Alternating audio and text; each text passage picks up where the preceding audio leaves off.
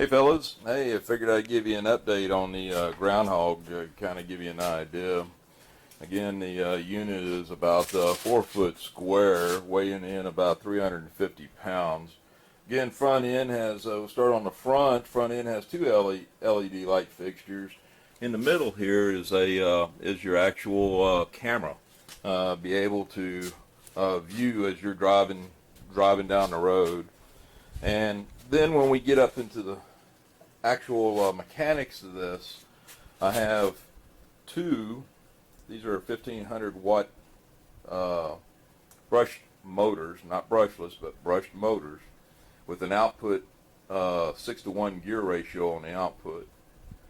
14 tooth drive gear coming from the motor to a 42 tooth gear for the actual front driving the main sprocket or track sprockets. Again, we have chain tensioners on both sides to help support the chain. This is to help eliminate any slack that will, well, you know as much as I do, chain starts to stretch over a period of time, especially with a vehicle of this weight and strength. Also put in adjustable rack. This whole rack for the motors can be adjusted right here on both sides. I have that on both features, so this rack basically moves forward and backward on a track, so that way then I can actually tighten up my chains accordingly, just off of right here, off that one nut. Next, your 4 batteries are 12-volt batteries. That makes up your 48-volt battery system. Again, I got all that tied in. It comes into to a relay. The relay, when it ends up starting, when I hit this switch right here, and this is just temporarily mounted, and some of these features are actually still temporarily mounted until I'll get a cover on here, because if you notice, I don't have a bottom and I don't have a top. And there is a reason for that, because when I start doing some real serious testing and payloads, I didn't want to have everything covered up, because I wanted to check these motors being exposed. Same thing with the motor controller being exposed to identify temperature ratings, because if I put the covers on, then we know it's going to get hot. So it needs to make allows me to be able to identify whether if I need to add additional cooling on the motors, or if I need a beefier fan system on the motor controller. But we'll continue on. So again, our relay here basically starts off, goes into a terminal board. That terminal board is feeding several different things, several different electrical parts on the system itself, including the on-off switch, which again I have it temporarily located. Next thing comes off of this, if you notice a silver box down here on the bottom, is a 48 volt to 12 volt power converter. So it allows me to be able to move, say like setup for my headlights and other items that operate off of 12 volts, be able to power it. It's also tied to this box here, which is a fuse panel. Unique feature about this fuse panel is that it's a fuse panel where if a fuse blows, there's an LED indication on it that will let you know which fuse it is that blew.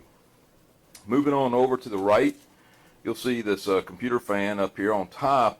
Right below it is a MDC 2460 motor controller. That, if you notice, all the leads and everything, these are all powered back to go to my motors.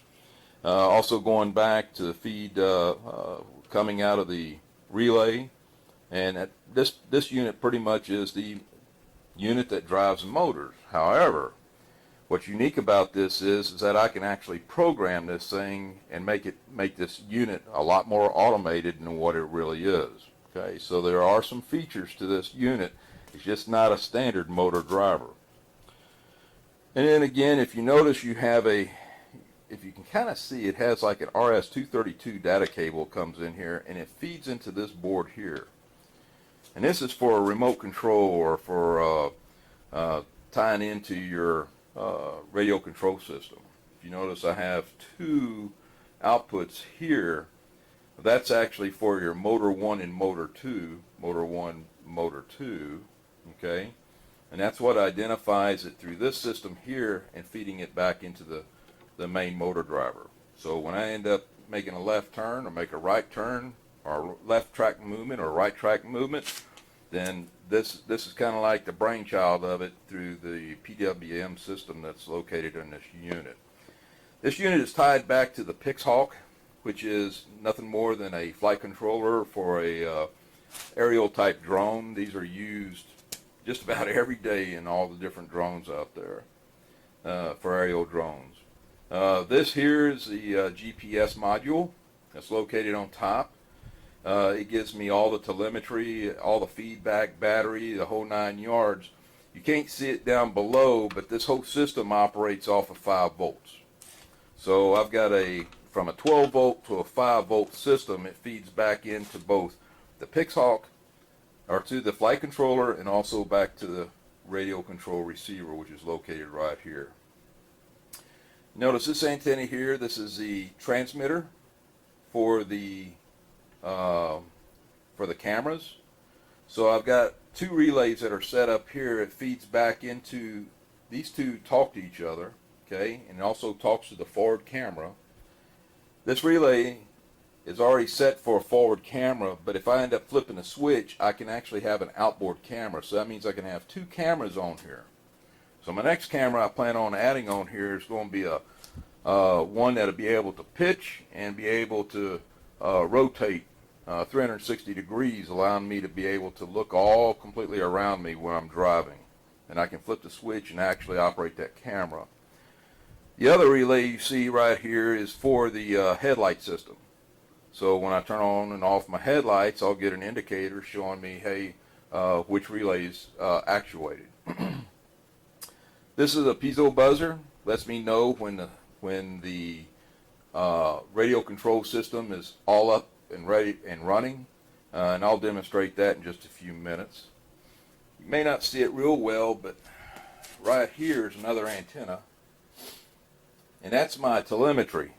That's the unit that actually sends back all the data to let me know what the yaw, what the pitch is on this machine, how level it is, what my battery life is, what my GPS coordinates are. You name it, you say it, it's got it. It all depends how you program this unit and what you want out of it. So there's a lot of detailed features that you got to set up with this and do some programming.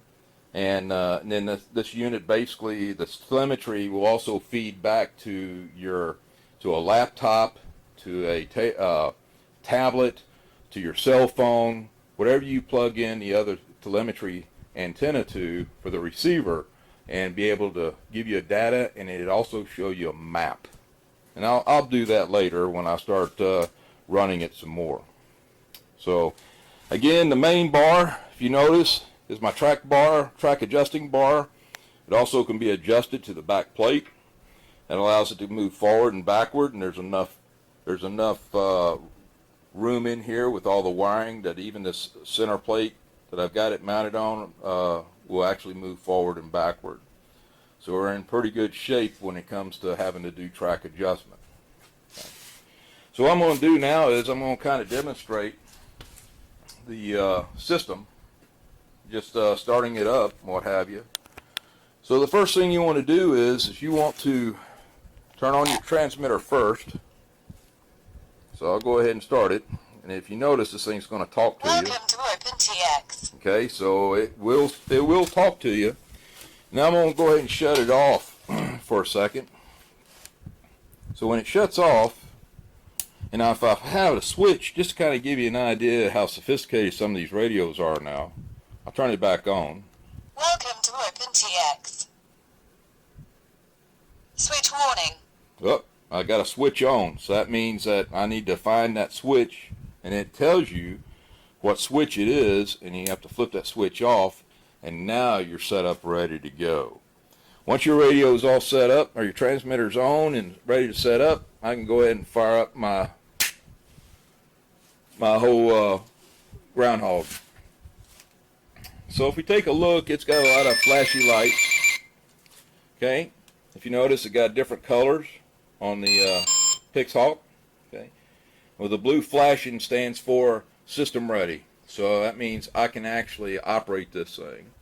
Along with that, you can see the cooling fan. I got a LED type simply because I wanted to make sure that if I'm looking at this thing, I see LED lights, hey look, I know my fan's supposed to be running. If it ain't running, then there's something wrong with the motor to it. But either way, I know I got power to the system.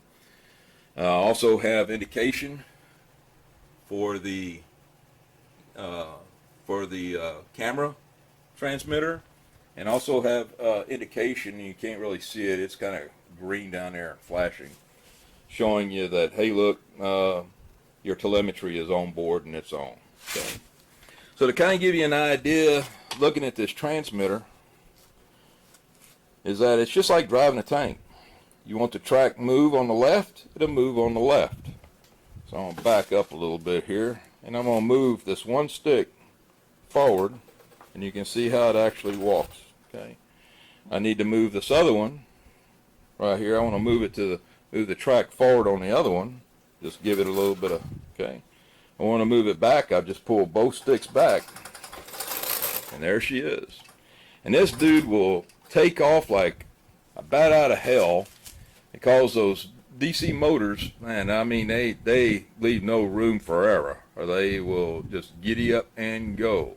But yet I can also program to do a slight delay on response, and I haven't quite got there yet, simply because I'm still in the process of testing. So if it looks like I may need to end up doing some tweaking on delay response, where it basically starts out slow and then goes full speed, then I'll probably end up doing making those adjustments as needed. Other than that, the unit is really pleased with the outcome of it. If you notice, I've got my tracks where my rollers are located. If you notice, I got shock absorbers on board.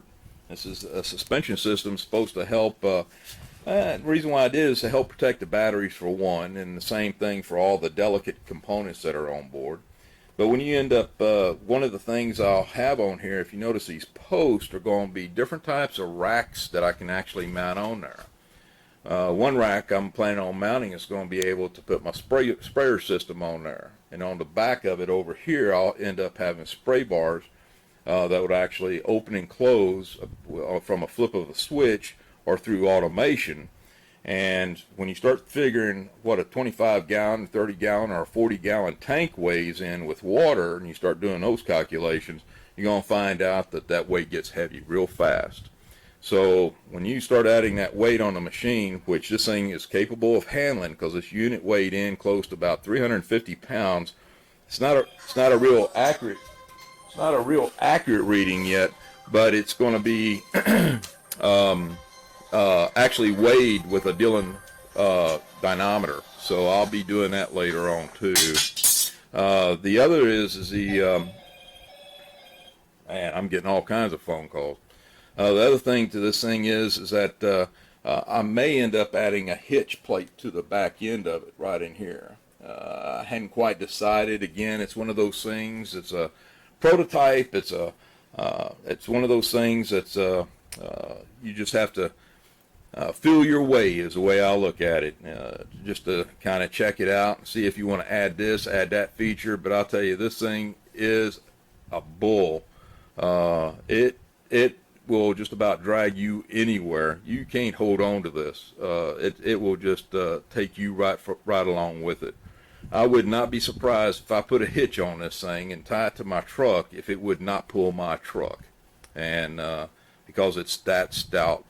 I did have a magnolia tree out front in the house. Unfortunately, the thing ran over the magnolia tree when I did some quick testing in between rains.